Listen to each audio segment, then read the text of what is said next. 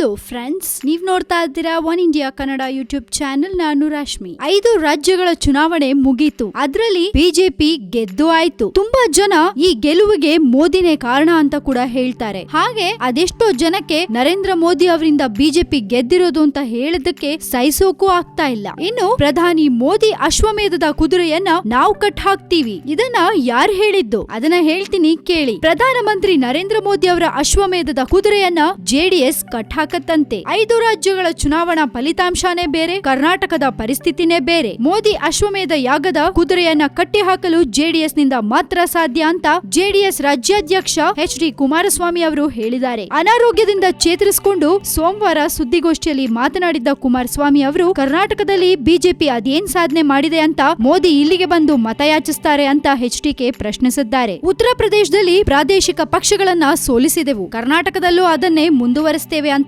ಮೋದಿ ಮತ್ತೆ ಅಮಿತ್ ಶಾ ಭ್ರಮೆಯಲ್ಲಿದ್ರೆ ಅದು ದೊಡ್ಡ ತಪ್ಪು. ಇಲ್ಲಿನ ಪರಿಸ್ಥಿತಿನೇ ಬೇರೆ. ಉತ್ತರ ಪ್ರದೇಶದಲ್ಲಿ ಸಮಾಜವಾದಿ ಪಕ್ಷದ ಕುಟುಂಬ ಜಗಳದಿಂದ ಮತ್ತೆ ಬಿಎಸ್ಪಿಯಲ್ಲಿನ ಟಿಕೆಟ್ ಹಂಚಿಕೆಯ ಗೊಂದಲದಿಂದಾಗಿ ಬಿಜೆಪಿ ಅಧಿಕಾರಕ್ಕೆ ಬಂದಿದೆಯೇ ಹೊರತು ಮೋದಿ ಹೆಸರಿನಿಂದಲ್ಲ ಅಂತ ಕುಮಾರಸ್ವಾಮಿ ಅಭಿಪ್ರಾಯ ವ್ಯಕ್ತಪಡಿಸಿದ್ದಾರೆ. ಇನ್ನು ಸಿದ್ದರಾಮಯ್ಯ ಮತ್ತೆ ಯಡಿಯೂರಪ್ಪ ಅವರು ಮನ್ಸಿಗೆ ಬಂದಂಗೆ ಒಬ್ರನ್ನೊಬ್ರು ಬೈಕೋತಾ ಇದ್ದಾರೆ. ಇವರಿಬ್ರು ರಾಜ್ಯದ ಹಿರಿಯ ರಾಜಕಾರಣಿಗಳು ಅನ್ನೋದನ್ನ ಮರ್ತಿದ್ದಾರಾ ಅಂತ ಕುಮಾರಸ್ವಾಮಿ ವಿಷಾದ ವ್ಯಕ್ತಪಡಿಸುತ್ತಾರೆ. ಪ್ರಧಾನಿ ಮೋದಿ ಮತ್ತು ಬಿಜೆಪಿ ರಾಷ್ಟ್ರಾಧ್ಯಕ್ಷ ಅಮಿತ್ ಶಾ ಅವರ ಅಶ್ವಮೇಧದ ಕುದುರೆಯನ್ನ ನಾವು ರಾಜ್ಯದಲ್ಲಿ ಕಟ್ಟಿ ಹಾಕ್ತೀವಿ, ಇದು ಜೆಡಿಎಸ್ ನಿಂದ ಮಾತ್ರ ಸಾಧ್ಯ ಅಂತ ಕುಮಾರಸ್ವಾಮಿ ಹೇಳಿದ್ದಾರೆ. ಗುಂಡ್ಲುಪೇಟೆ ಮತ್ತು ನಂಜನಗೂಡು ಕ್ಷೇತ್ರದ ಉಪಚುನಾವಣೆಯಲ್ಲಿ ಸ್ಪರ್ಧಿಸಬೇಕೆ ಅಥವಾ ಬೇಡವಾ ಅನ್ನೋದನ್ನ ರಾಷ್ಟ್ರಾಧ್ಯಕ್ಷರು ಇದೇ ಬರೋ ಮಾರ್ಚ್ 15ರ ನಂತರ ತೀರ್ಮಾನಿಸಲಿದ್ದಾರೆ ಅಂತ ಕೂಡ ಕುಮಾರಸ್ವಾಮಿ ಅವರು ತಿಳಿಸಿದ್ದಾರೆ. ಹಾಗೆ ಯಡಿಯೂರಪ್ಪ ಮತ್ತು ಸಿದ್ದರಾಮಯ್ಯನವರ ಆರೋಪ ಪ್ರತ್ಯಾರೋಪ ನೋಡಿದ್ರೆ ಈ ಉಪಚುನಾವಣೆಯಿಂದ ದೂರ ಸರಿಯೋದೇ ಒಳ್ಳೇದು ಅನ್ನೋದು ನನ್ನ ವೈಯಕ್ತಿಕ ತೀರ್ಮಾನ ಅಂತ ಕುಮಾರಸ್ವಾಮಿ ತಿಳಿಸಿದ್ರು. ಉತ್ತರ ಪ್ರದೇಶದಲ್ಲಿ ಕಳೆದ 10 ವರ್ಷಗಳಿಂದ